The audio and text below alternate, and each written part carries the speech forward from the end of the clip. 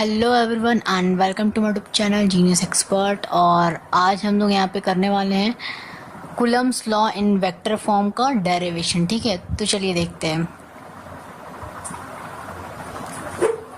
तो देखिए Coulomb's law in vector form, इसमें देखिए सबसे पहले हम लोग क्या करेंगे, यूजिंग वेक्टर फॉर्म हम लोग क्या कर रहे हैं, डेरिवेशन कर रहे हैं। ठीक है, यूजिंग वेक्टर फॉर्म। ध्यान से समझिएगा, बहुत ही सिंपल लैंग्वेज में बताएंगे। ठीक है, बहुत इजीली समझ में आ जाएगा, स्मूथली चलेंगे। ठीक है, तो चलिए शुरू करते हैं। तो देखिए यहाँ पे सबसे पहले तो एक डायग्राम आपको बनाना पड़ेगा। ठीक है, तो डायग्राम है क्या आपका, सपोज यहाँ पर आपका कोई एक पॉइंट चार्ज हमने रख दिया यहाँ और यहाँ पे। ठीक है, तो ये हमारा कोई चार्ज हो गया पॉइंट चार्ज। ठीक है, तो हम इसको सर्कल से क्या कर देते हैं, इसको दिखा रहे हैं। ठीक है, शो कर रहे हैं। शो करने का तरीका होता है अपना अपना। ठीक है, तो इसको थोड़ा सा और बड़ा बना देते हैं यहां तक। ठीक है, ठीक है, चलिए। तो हमारा जो है यहाँ पे ये एक स्ट्रेट लाइन। ठीक है, तो ये हमारा जो है यहाँ पे दो कोई चार्जेस रखे हुए। ठीक है, करना क्या है यहाँ पे, सपोज कि हमारा ये जो फोर्स लग रहा है 1 से 2 की तरफ। ठीक है, 1 ड्यू टू 2। ठीक है, ये आपको तभी समझ में आएगा, पहले तो हम इसको पूरा कर ले। ठीक है, डायग्राम को हम पूरा कर लेते हैं। F21 यानी कि 2 ड्यू टू 1। ठीक है, समझ रहे, 2 ड्यू टू 1, यहाँ 1 ड्यू टू 2, यानी कि दूसरे की वजह से फर्स्ट पे जो फोर्स लग रहा है, और यहाँ 2 ड्यू टू 1 यानी कि 1 की वजह से 2 पे जो फोर्स लग रहा है। ठीक है, ड्यू टू 1 यानी कि 1 की वजह से जो 2 पे फोर्स लग रहा है। ठीक है, अच्छा इसमें देखिए आपका सबसे पहले तो हमारा ये Q1 हो गया और ये हमारा Q2 हो गया। अब Q1 Q2 को अलग करने के लिए यहाँ पे एक मिडल में पॉइंट डालेंगे। ठीक है, ये पूरा क्या है, हमारा R है। ठीक है, ये पूरा हमारा R है। अच्छा, तो ये हम ले लेते हैं यहाँ पे R वेक्टर का, यहाँ पे ले लेंगे। ठीक है, अच्छा यहाँ पे डायरेक्शन दे दिया जाए, क्योंकि ये क्या होता है आपका वेक्टर क्वांटिटी। ठीक है, फोर्स यहाँ पे हम लोग वेक्टर फॉर्म में देख रहे हैं, इसीलिए। तो अब यहाँ पे जो है R का 1:2 ड्यू टू 2। ठीक है, तो ये हमने वेक्टर ले लिया। अब 2 1 के लिए भी लेना होगा, तो 2 1 के लिए भी यहाँ पे ले लेते हैं। ठीक है, ये हो गया आपका डिस्टेंस, रेडियस बोल लो। ठीक है, रेडियस बोलो या डिस्टेंस बोल लो। ठीक है, तो यहाँ पे ये चीज हो गया। अब देखिए यहाँ पे करना क्या है, पहले तो हम लोग लेट मान के जो चीज हम लोग पहले लिखे उसको पहले समझेंगे। ठीक है, तो यहाँ पे जो हमारा F12 है, डेट इज ये हमारा क्या है, ये है हमारा इक्वल टू का साइन दीजिए, ज्यादा अच्छा रहेगा। तो ये है हमारा फोर्स ऑन चार्ज Q1। ठीक है, ड्यू टू Q2 यानी कि Q2 की वजह से Q1 के ऊपर जो लग रहा है फोर्स वो हो गया 1 ड्यू टू 2। ठीक है, समझे, वही चीज हम आप बोल रहे थे, 1 ड्यू टू 2, समझिए। अच्छा, दूसरा यहाँ पे 2 1 के लिए हम लोग क्या लिख सकते हैं, यही चीज आपको लिखेंगे, बस चेंज क्या हो जाएगा आपका, force on charge due to क्या हो जाएगा, force on charge Q2 due to Q1 की वजह से जो Q2 पे फोर्स लगेगा उसको हम लोग बोलेंगे यहाँ पे 2 1। ठीक है, ड्यू टू 2 1। ठीक है, ओके, इतना बात क्लियर। अच्छा, यहाँ पे सभी चीजों को पहले नोट करेंगे, वरना ऐसे समझ में आने वाला नहीं है, इसीलिए यहाँ पे देखिए अब की बार हम लोग R जो हम लोग माने हैं यहाँ पे वेक्टर का। ठीक है, यहाँ पर 1 2। ठीक है, ये क्या है आपका, ये यूनिट वेक्टर है आपका, सब पढ़े हैं क्लास 11 में। ठीक है, तो यूनिट वेक्टर है अपना directed from charge Q1 to Q2। ठीक है, ये इतना बात समझ में आया, Q1 टू Q2। यहाँ पे देखिए थोड़ा सा यहाँ पे कट रहा है। ठीक है, यहाँ पे लिख दिया जाए Q1 टू Q2। ठीक है, समझ में आया, ओके। अब हम लोग अब की बार यहाँ पे क्या लेंगे, 2 1 के लिए अब ले लेते हैं। 2 1 के लिए क्या हो जाएगा हमारा, unit vector directed from charge Q2 to Q1, यानी कि 2 से जो 1 में जा रहा है। ठीक है, मतलब ये समझ में आया आपको। ठीक है, ये चीज हम लोग लिए हैं जो ठीक है, क्लियर है इतना बात? ओके, ये बात जब क्लियर है, अब ये देखिए ये डायरेक्शन तो आगे तक जाएगा, ठीक है, ये कहीं रुका हुआ तो है नहीं, ये आगे बढ़ता जाएगा, ठीक है। ओके, तो यहाँ पे आप देखिए जो इम्पोर्टेंट बात ये जो था नोट करने वाला, ये हम लोग किए। अब जैसे नाउ यहाँ से अब हमारा डेरिवेशन शुरू हो जाएगा, तो यहाँ पे ध्यान देंगे यहाँ से, ठीक है। तो नाउ अब हम लोग क्या लिख सकते हैं कि हमारा जो एफ जो लग रहा है यानी कि 1 ड्यू टू 2, ठीक है। तो 1 ड्यू टू 2 जो हमारा चार्ज, पहले वाला चार्ज जो दूसरे के ऊपर जो फोर्स लगा रहा है, ठीक है, पहला वाला जो दूसरे के ऊपर फोर्स लगा रहा है, ये हो गया। डायरेक्शन देखिए इसका इस तरफ है, ये इसका इस तरफ है, ठीक है, ये समझ रहे हैं? इसको हटा देते हैं, ठीक है। ओके, तो यहाँ से हम क्या लिख सकते हैं, इसको लिख सकते हैं हम कूलम्स लॉ, हम लोग पढ़े हैं। कूलम्स लॉ का फॉर्मूला क्या होता है? F equals to K Q1 Q2 by R square होता है। पहले वही लिख लीजिए आप, ठीक है, कोई डाउट नहीं रहना चाहिए, पहले आप वही लिख लेंगे। अब यहाँ पे आप आर स्क्वायर, ठीक है। ओके, ये बात क्लियर है। ओके, अब हम लोग क्या करेंगे, यहाँ पे चूंकि हम लोग वेक्टर फॉर्म में शो कर रहे हैं, स्केलर नहीं है, वेक्टर है, तो हमें डायरेक्शन भी दिखाना पड़ेगा। तो डायरेक्शन के लिए हम लोग क्या लिखेंगे, यहाँ पर वेक्टर का यहाँ पे लिखेंगे 2 1, यानी कि 2 ड्यू टू 1। क्यों लिखेंगे, ये 1 वाला है, क्यों लिखेंगे 2:1? देखिए यहाँ पे ये जो डायरेक्शन है आपका, इसका जो है डायरेक्शन, ये डायरेक्शन बहुत ही मायने रखता है, ठीक है, बहुत ही ज्यादा ध्यान देने वाला चीज है ये डायरेक्शन।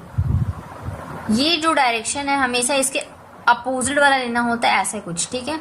जैसे कि ये वाला आपका जो फोर्स इस तरफ लगा रहा है, ये इस तरफ लगा रहा है, तो ये जो है आपका किस तरफ पोजीशन है इसका, ये देखना बहुत इंपॉर्टेंट है। तो यहाँ पे लिखे, ये बात इतना समझ में आया? ओके, अब यहाँ पे देखिए आपका ये एक हमारा चार्ज हो गया, ठीक है, ये आपका ये एक चार्ज हो गया, यहाँ पे एक चार्ज हो गया।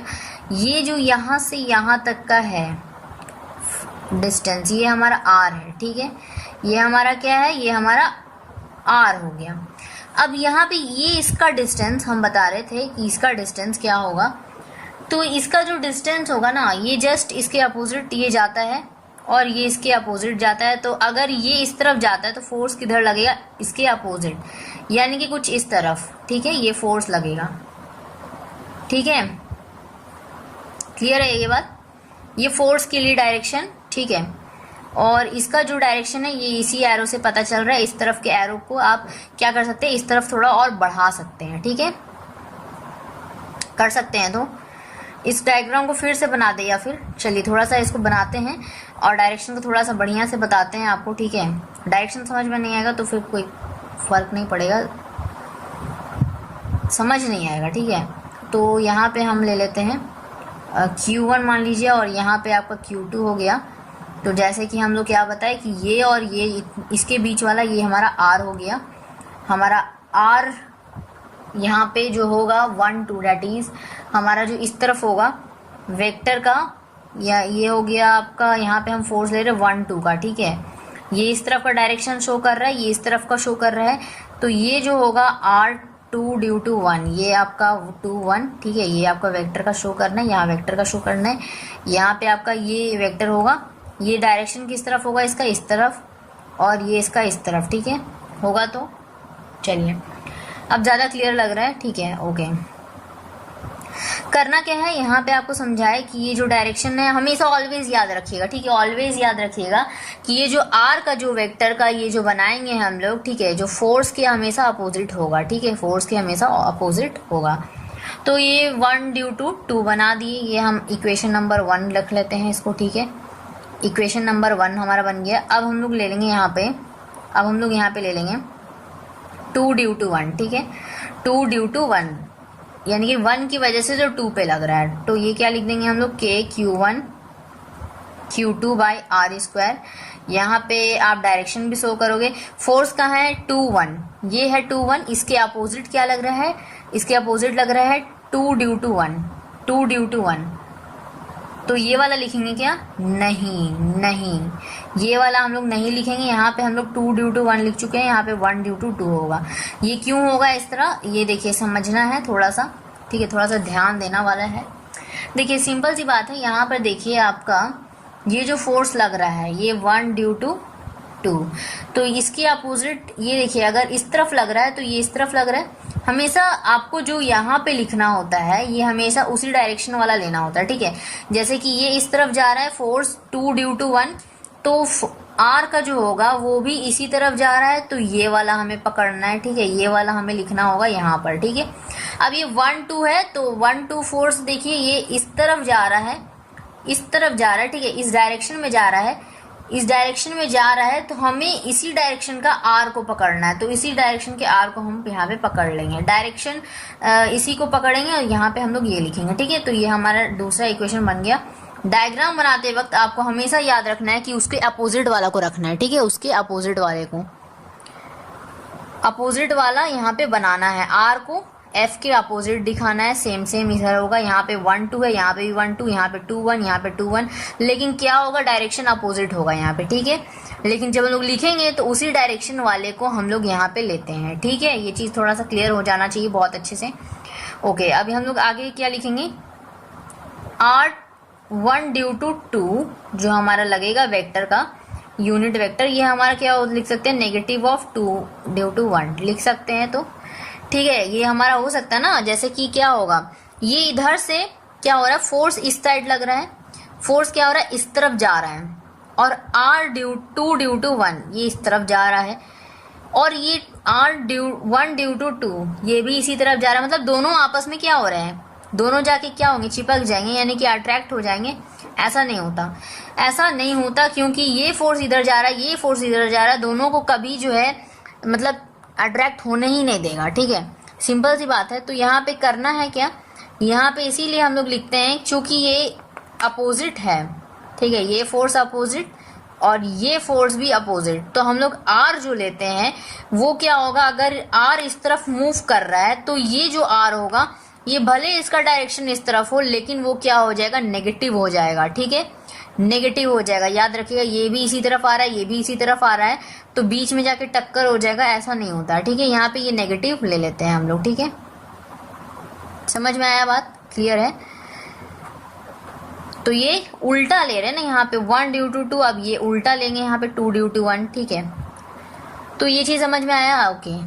अब हम लोग यहाँ पे क्या लिख सकते हैं, जैसे कि तो यहाँ पे हम लोग जैसे कि थर्ड इक्वेशन भी बना लेते हैं। जैसे कि अपना क्या बनेगा थर्ड इक्वेशन,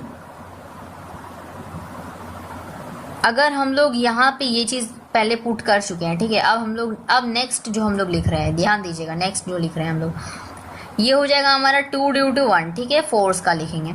तो ये हम लोग क्या लिख सकते हैं, पहले तो k q1 q2 लिखेंगे, बाय r² लिखेंगे, क्लियर है। अब यहाँ पे जो लिखेंगे, यहाँ पे हम क्या लिखेंगे, ये देखिए अब 2 ड्यू टू 1 क्या है, ये है हमारा 1 2, ये वाला है ना। अब ये 1 2 की जगह पे हम ये पुट कर सकते हैं, तो 2 ड्यू टू 1 वेक्टर का साइन आगे लगा देते हैं, ठीक है, आगे में लगा देते हैं। ये हमारा थर्ड इक्वेशन बन जाएगा, थर्ड इक्वेशन बन के तैयार, ठीक है। अब करना क्या है, यहाँ पे करना कुछ भी नहीं है, यहाँ पे फ्रॉम 1 and 2, ठीक है। तो यहाँ पे लिख देते हैं, या फिर चलिए छोड़िए यहीं पे लिखते हैं। तो फ्रॉम 1 and 3, ठीक है।